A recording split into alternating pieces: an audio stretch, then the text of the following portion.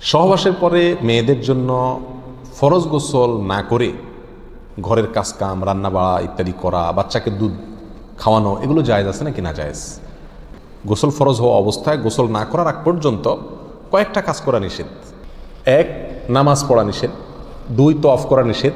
3, মসজিদে অবস্থান করা নিষেধ। 4, কোরআন স্পর্শ করা নিষেধ। 5, কোরআন পড়া নিষেধ।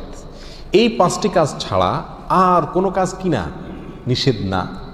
অতএব সহবাসের পরে কোনো মেয়ে, কোনো মহিলা তিনি যদি গোসল না করে, ফরজ গোসল না করে তিনি যদি কি করেন, গৃহস্থলীর কাজকাম করেন, রান্না বাড়া করেন, অন্য কাজকাম করেন, বাচ্চাকে দুধ খাওয়ান, এগুলো এই 5টি নিষিদ্ধ কাজের আওতায় যেহেতু নাই, অতএব সেটা জায়েজ আছে।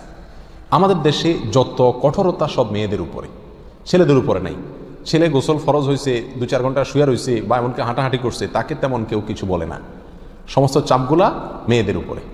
আর এই ফতোয়াগুলা, মেয়েদের উপরে ফতোয়াগুলা দেয়ও বেশিরভাগ মেয়েরাই।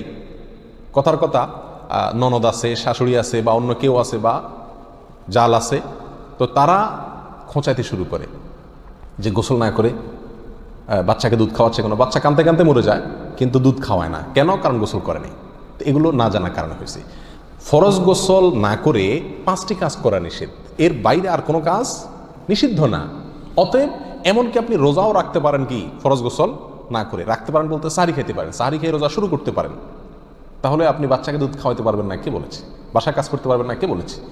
তবে হ্যাঁ, যদি আপনি ফরজ গোসল একটু দেরিতে করতে চান কোনো কারণে, তাহলে সেক্ষেত্রে অন্যান্য কাজ কামের সুবিধার জন্য ওযু করে নেওয়া উত্তম। সহিহ মুসলিমের এক হাদিসে আসছে, নবী আলাইহিস সালাম গোসল ফরজ হলে ওই অবস্থায় যদি কেউ ঘুমাইতে চায়, শুয়ে থাকতে চায় অথবা অন্য কোনো কাজ করতে চায়, তাহলে তাকে ওযু করে নেওয়ার পরামর্শ দিয়েছেন। অতএব ওযু করে নিয়ে এরপর অন্যান্য কাজ করা উত্তম। এর বাইরে ওযু ছাড়া যে সে কিছু করতে পারবে না, ব্যাপারটা এরকম না। একবার আবু হুরায়রা রাদিয়াল্লাহু তাআলা আনহু, তার সাথে নবী আলাইহিস সালামের দেখা হয়েছে কোনো এক রাস্তায়, এই অবস্থায় যে তার গোসল ফরজ হয়েছিল।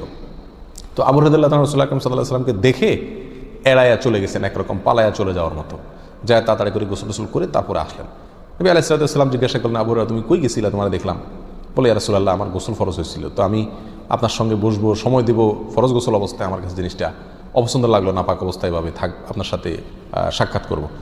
তখন নবী আলাইহিস সালাম বলেছেন, সুবহানাল্লাহ, মোমেন আবার নাপাক হয় নাকি? অর্থাৎ এটা তো একেবারে তোমার পুরো বডি নাপাক হয়ে গেছে, টাচ করলে আমি নাপাক হয়ে যাবে, ব্যাপারটা তো এরকম না, তুমি এটাকে এত কঠিনভাবে নিয়েছো কেন? তাহলে এই সব হাদিসগুলোকে সামনে রাখলে মোটামুটি পরিষ্কার হয়ে যায়।